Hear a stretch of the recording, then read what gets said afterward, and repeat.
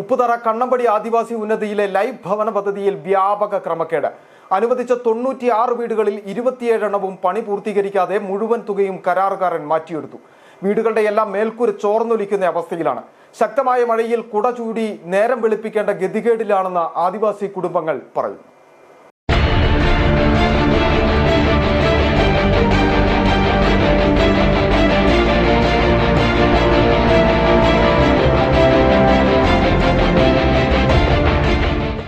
സംസ്ഥാന സർക്കാരിന്റെ സ്വപ്ന പദ്ധതിയായ ലൈഫ് മിഷനിൽ കണ്ണമ്പടി ആദിവാസി ഉന്നതിയിലെ കുടുംബങ്ങൾക്ക് വെച്ച് നൽകിയ വീടുകളാണിത്. ഓരോ വീടിന്റെയും നിർമ്മാണം പൂർണ്ണമായി പൂർത്തീകരിച്ചിട്ടില്ല. ശൗചാലയങ്ങൾക്ക് ക്ലോസറ്റ് സ്ഥാപിച്ചിട്ടില്ല. പ്ലംബിംഗ് വയറിംഗ് ജോലികളും പൂർത്തിയായില്ല. ഭിത്തികൾ തേക്കാത്ത വീടുകളും നിരവധി.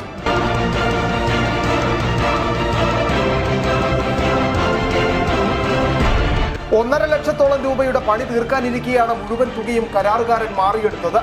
ഗുണഭോക്താക്കൾ നേരിട്ട് കരാറുകാരെ പണിയേൽപ്പിക്കുകയായിരുന്നു.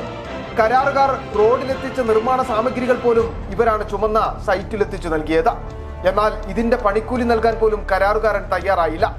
3 കരാറുകാരാണ് നിർമ്മാണ ചുമതല ഏറ്റെടുത്തിരുന്നത്. ഉടൻ പണി തീർത്തു തരാമെന്ന ഉറപ്പ് നൽകിയാണ് ആദിവാസികളായ പാവങ്ങളിൽ നിന്ന് അവസാന ഗഡു തുകയും കരാറുകാരൻ വാങ്ങിച്ചെടുത്തത്. 6 ലക്ഷം രൂപ മേടിച്ചു കൊണ്ടുപോയി. വേറായിട്ടും വീട് പണിയും തീർത്തു തന്നില്ല. വീട്ടിൽ കയറി താമസിക്കാനും പറ്റുന്നില്ല. അങ്ങനെ കുറച്ച് പണികൾ ഞാൻ സ്വന്തമായിട്ട് പൈസ മുടക്കി ഞാൻ ചെയ്യുന്നു. ചോർന്നൊലിക്കുന്നുണ്ട് വീട് മൊത്തം. നമ്മുടെ പ്ലാഷൊന്നും ചെയ്യാത്തതുകൊണ്ട് വീടെല്ലാം ചോർന്നൊലിച്ച് പോവുകയാണ്. ഇത് ഉറപ്പ് വിശ്വസിച്ചാണ് വാർഡ് മെമ്പർമാർ സ്റ്റേജ് സർട്ടിഫിക്കറ്റ് നൽകിയത്.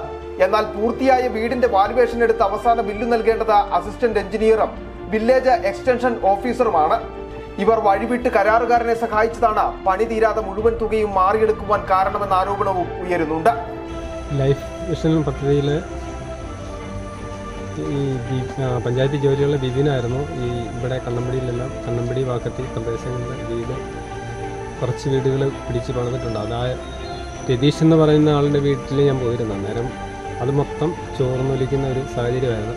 അത് പണിത ഉടനെ തന്നെ മഴക്കാലം വേനൽക്കാലത്ത് പണിതും മഴക്കാലമായപ്പോൾ അത് മൊത്തം ചോർന്നൊലിക്കുന്നതായിട്ടാണ് ഞാൻ കണ്ടത്. ബന്ധുവിന്റെ പേരിൽ കരാറെടുത്ത പഞ്ചായത്തിലെ താൽക്കാലിക ജീവനക്കാരൻ ഉദ്യോഗസ്ഥരെ സ്വാധീനിച്ച് തുക മാറിയെന്നാണ് മറ്റൊരാരോപണം. പട്ടികവർഗ വിഭാഗത്തിൽപ്പെട്ട ഗുണഭോക്താവിന് വീട് വയ്ക്കുവാൻ 6 ലക്ഷം രൂപയാണ് നൽകുന്നത്. വീടിന്റെ അവസാന 2, 3 സ്റ്റേജും അവസാന സ്റ്റേജും ബാക്കി നിർത്തി മുഴുവൻ തുകയും വാങ്ങിയിട്ടുമുണ്ട്. ലക്ഷക്കണക്കിന് രൂപയുടെ ക്രമക്കേടാണ് കരാറുകാർ നടത്തിയിരിക്കുന്നതെന്നാണ് ഇതോടെ വ്യക്തമാകുന്നത്. ശക്തമായ നടപടി സ്വീകരിക്കണമെന്ന ആവശ്യവും ആദിവാസി കുടുംബങ്ങൾ ഉന്നയിക്കുന്നു. City vision, Upputhara.